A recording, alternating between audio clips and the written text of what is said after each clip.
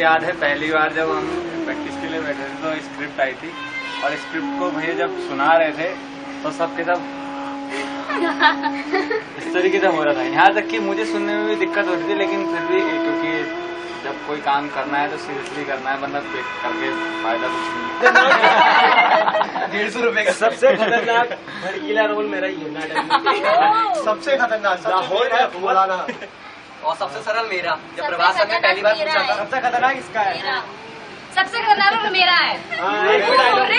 सबसे मैं हूँ। एक डायलॉग मिलता है उसमें भी अगला जाती है। कोई बात नहीं, कोई तभी तो सीखूंगी। तो डायलॉग पकड़ के सीखूंगी। ऊपर खुदा और नीचे आप।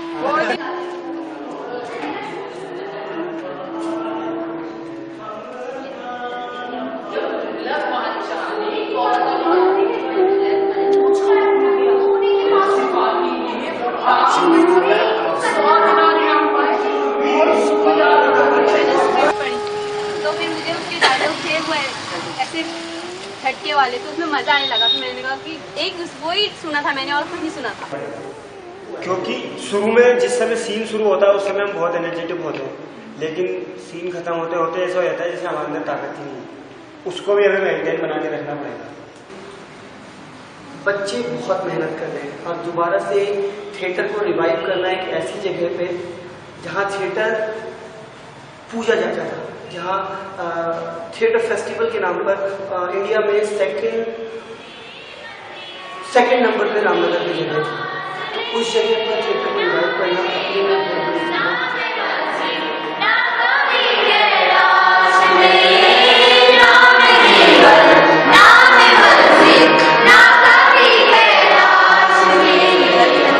सुना भी नहीं, थोड़ा सुना, आफ्टर दैट मेरा ध्यान कहीं और चले गया।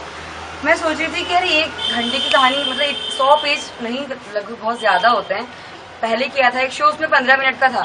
अब मैंने कहा इतनी बड़ी कहानी है, कहाँ हो पाएगा, रोल आता ही नहीं है, एक्टिंग करनी तक नहीं आती है। तो मैंने सोचा नहीं करना, सुनना भी नहीं है। और बाद में ये सीन ऐसे होते गए कि पता ही नहीं चला कि वो 100 पेज कैसे इतने। हम एक इंसान नहीं है, मुझे ऐसा लगता है कि हमें बहुत सारी आइडेंटिटीज में डिवाइड कर दिया गया है। सो सबसे इम्पोर्टेंट ये है कि इस नाटक में हम ये बताना चाहते हैं कि फर्स्टली हम एक इंसान हैं। सो इंसान को इंसान समझिए। और सेकंड थिंग इसमें ये है कि कबीर के दोस्तों के बारे में, जैसे आजकल हर चीज लड़ाई से जीती जा सकती है, तो मुझे ऐसा लगता है कि ये चीज गलत है। कुछ चीजें बातों से भी जीती जा सकती है, ये चीज भी हम आपको दिखाना चाहते हैं। जो कबीर थे वो कोई ये नहीं था कि ये हिंदू है या ये मुसलमान है, कोई नहीं कि ये हिंदू मुसलमान या कुछ भी, सबको समान नजरों से देखते थे। और उनका कहना ये भी था कि जो भगवान है या अल्लाह है वो इंसान के दिल में रहता है। आप हमारे गरीब खाने पर तशरीफ लाई, इसकी हमें बहुत खुशी है। एक छोटी सी प्रार्थना और है। फरमाइए। आपने सिर्फ किताबों में ही कबीर पढ़ी होंगी, कबीर की कविता पढ़े होंगे, तो हम चाहते हैं कि आप इसको लाइव देखें और हमारी मेहनत देखें। जब कबीर की स्टोरी आई तो मुझे ऐसा लगा कि ये मेरी स्टोरी से ज्यादा खतरनाक स्टोरी है। तो भैया ने जब कहा कबीर का रोल सोनू करेगा या 1-2 बंदे और हैं, तब मेरे अंदर थोड़ी ऊर्जा भरी थी। लेकिन जब कबीर का कैरेक्टर पड़ा तो मेरी हिल गई। कहाँ से क्या हुआ, ये पूरा हिल गया। फिर कैरेक्टर डिवाइड हुए। मैंने सबसे पहले मैं कोतवाल करूंगा, फिर उसके बाद कैरेक्टर भैया मैं मौलवी भी करूंगा, बेदाज भी करूंगा। करते करते करते करते लास्ट में मौलवी। डायलॉग याद करने की बारी है तो कुछ भी याद नहीं करूंगा।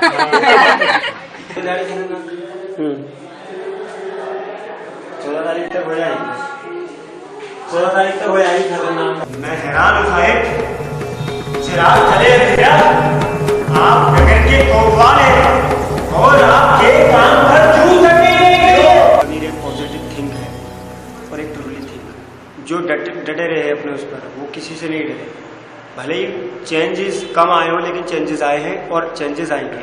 कबीर का कैरेक्टर आया है तो वो कोशिश कर रहा हूँ मैं कि कबीर के, लेकिन इससे पहले भोला राम गिरा हुआ था तो वही बूढ़े वाला रोल उठूं, तो उठने में भी वही राम आ रहा है कि वैसे ही जैसे बुजुर्ग उठता है वैसे उठ रहा है।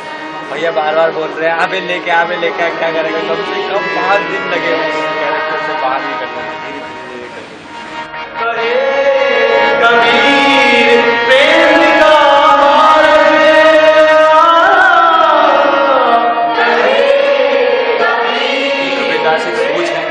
सोच को देखने के लिए।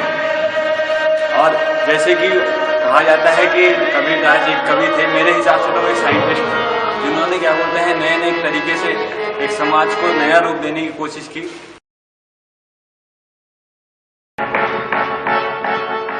धर्म क्या है, रिलीजन क्या है, कास्ट क्या है, हिंदू और मुसलमान क्या है, कुछ नहीं। इंसान है, इंसानियत है।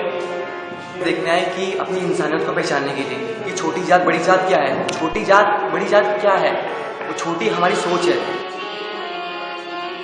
अभी भी जब हम एजुकेटेड हो चुके हैं वो चीज अभी भी वो इस सोसाइटी में मौजूद है।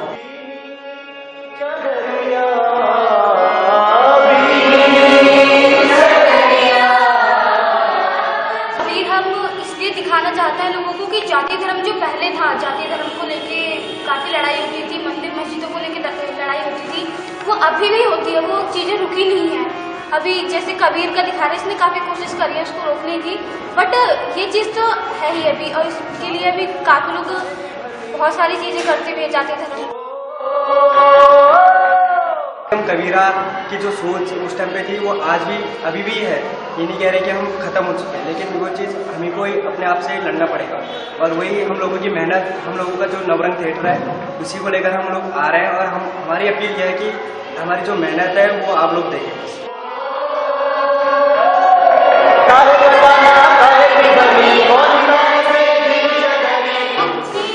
हम लोग जो जात धर्म इन सब का जो बहुत भेदभाव करते हैं लोगों के अंदर, और नाटक सब लोग नाटक को देखने आए और समझे, इस नाटक को समझे।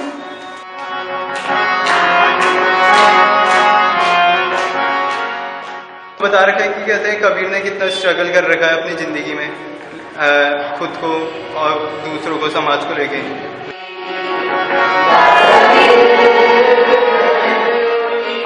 ये कबीर नाटक में बहुत बार हो चुका है, लेकिन रामनगर में पहली बार है।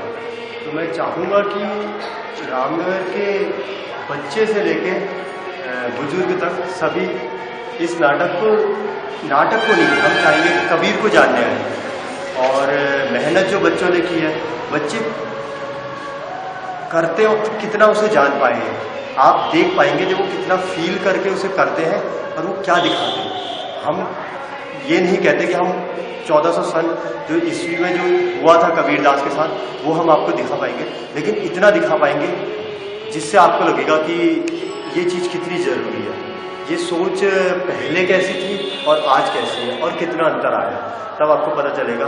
और मेरे हिसाब से पूछा जाए तो मुझे नहीं लगता कि अभी सोच में उतना अंतर आ पाया। बदली है कि हम कर रहे हैं, इसका मतलब बदली है, लेकिन कितनी बदली है वो उस दिन हम आपको दिखाते हैं। अभी तक जो आपने कबीर देखा होगा वो सिर्फ स्कूल में पढ़ाया जाता है, और वो भी अच्छे से नहीं पढ़ाया जाता। टीचर खाली बवाल ट्राई कर देते हैं, पर जो आप देखोगे कसम से रोंगटे खड़े जाएंगे, रोंगटे। बहुत मेहनत करिए इस बार, जरूर आइए। अभी तो कुछ बताऊंगा नहीं क्या है, बस एक बार जरूर आइए देखिए। अभी तक तो हम लोगों ने और आप लोगों ने केवल कबीर के दोहे सुने हैं। कबीर के दोहे कहाँ से आए, कैसे उसका जन्म हुआ, किन परिस्थिति में रहा, क्या उसने देखा, जो इन शब्दों का प्रयोग करा उसने, जो ये दोहों की उपज हुई, ये अगर जानना है तो आपको कबीर देखना पड़ेगा। बहुत बड़े कवित्री तो है, उन्होंने बहुत सारे कवित्र भी बोल रखे हैं, और कबीर भगवान को मानते थे, पर भगवान के लिए अंधविश्वास रखना जरूरी नहीं है। जैसे कबीर इसलिए लिखना चाहिए कि वो एक ऐसी सोच है जो बिल्कुल समान थी, जो सबके लिए समान सोचती थी, कि जाति पाति धर्म सब कुछ वो नहीं सोचती थी। पर आज के ज़माने में और तब के ज़माने में एक चीज़ सेम है कि जाति पाति तब भी था और आज भी। तो कबीर और उसके साथियों ने लड़ाई की उसके लिए। और वही लड़ाई हम लोग आपको दिखाना चाहते हैं कि कैसे सब ठीक हो सके।